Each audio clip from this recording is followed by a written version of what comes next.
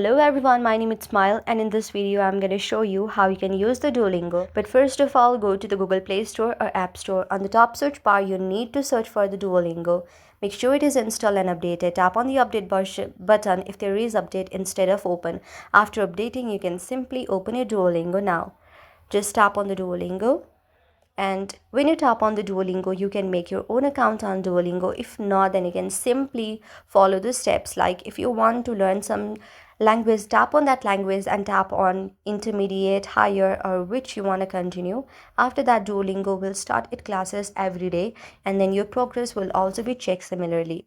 So I have choose mathematics right here, and then my mathematics will be practiced daily by the Duolingo. You can make your account in Duolingo as well, or you cannot. You can simply connect your Duolingo with your Facebook, Google as well. That's how you can do it. I hope you like the video. If you like the video, then please hit the thumbs up and subscribe button, and also comment on the comment section below. Thank you for watching.